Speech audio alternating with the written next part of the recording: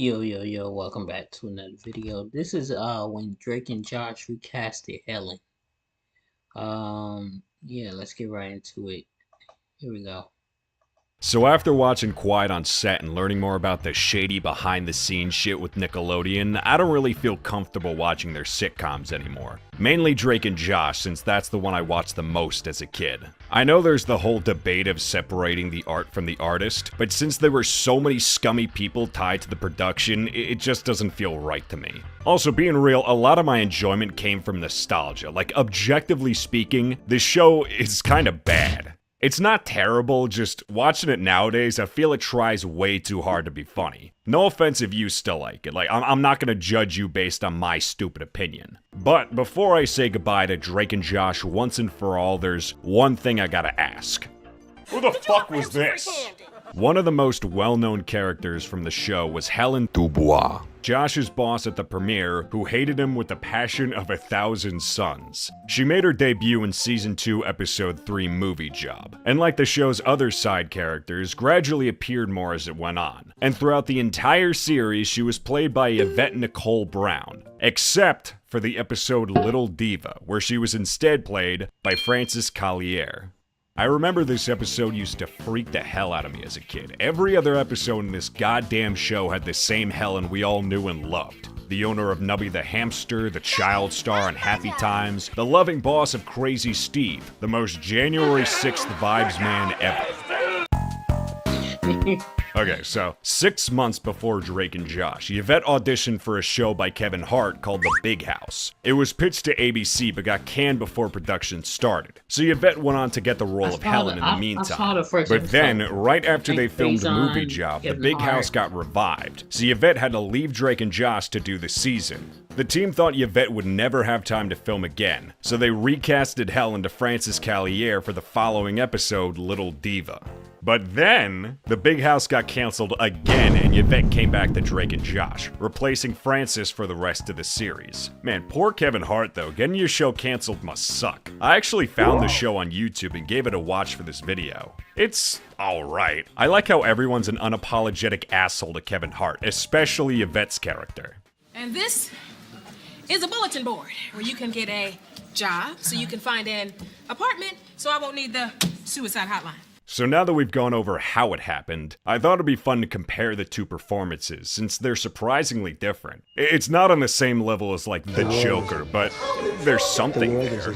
Helen's character was already well established in her debut. She's strict, abrasive, and once again hates Josh. Yvette is a lot more reserved, like she's the type of boss to overwhelm you by listing off a bunch of demands and telling you how long it'll take to finish them. Frances, on the other hand, is way more abrasive. In all her scenes, she's either beating the shit out of Josh or running around like a gremlin. She's the type of boss to work in retail and almost get into fights with teenagers. Please comment down below your favorite genre of boss. I don't know if I noticed this as a kid, but I think that's why the recast felt so weird to me. These two are surprisingly different characters, and whether intentional or not, I like it. I'm glad they gave Frances the freedom to just do whatever. But another part that's weird is I can't tell if the show acknowledged it or not. This isn't a mandatory thing, but a lot of times when shows have recasts, they'll give a little explanation for why a character looks or sounds different. An example I always think of is on My Wife and Kids. I used to watch this show all the time on Nick at Night when I was like 12. And in Season 2, one of the characters, Claire, was recast from Jazrae Cole to Jennifer Freeman. So when she's on screen for the first time, they make a little sly comment about her looking different.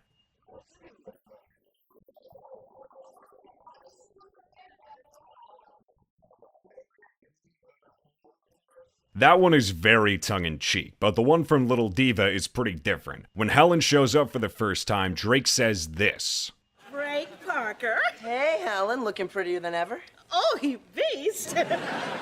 I feel most people would say that's an acknowledgement since it implies she looks more beautiful because she looks different, but it feels oddly vague, like I feel Drake has said that in multiple episodes no matter the Helen. Not that it mattered a whole bunch. Like I said, after the Little Diva, Yvette returned as Helen full-time, which was for the best since I do prefer her version of the character. But could you imagine an alternate reality where Frances stayed on instead? I wonder how the writers would have done episodes like Theater Thug. She'd probably just like tackle everybody and give Josh permanent brain damage. Luckily for Frances, she'd go on to play Roxy in Hannah Montana a few years later, finally giving her that teen sitcom kick she always wanted. I talk more about it, but I barely watched Disney Channel growing up, so my Hannah Montana related knowledge is a tad low. Still, I'm glad Frances got more work. She seems pretty cool. I'd invite her to Lego Night. So now after all these years, we can finally lay the fake Helen theory to rest. There were a lot of interesting discoveries, and I feel we've all learned from this cool experience, but don't expect any more Drake and Josh videos in the future. For as much as I want to rant about the missed potential of Drake's Season 4 girlfriend Carly, I don't know if I got it in me.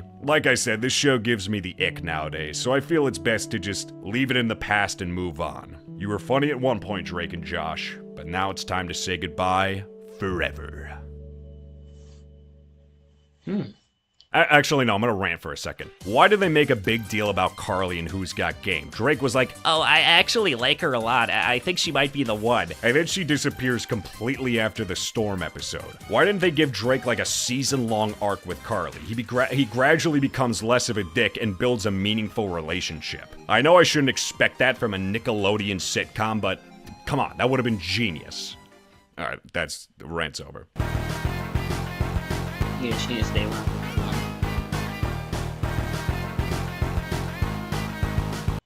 Oh, he got the Drake and Josh instrumental playing in the background too. That's what's up. Anyways, thank y'all for watching. I'm gonna see you on the next video. We're gonna do about 3 more videos.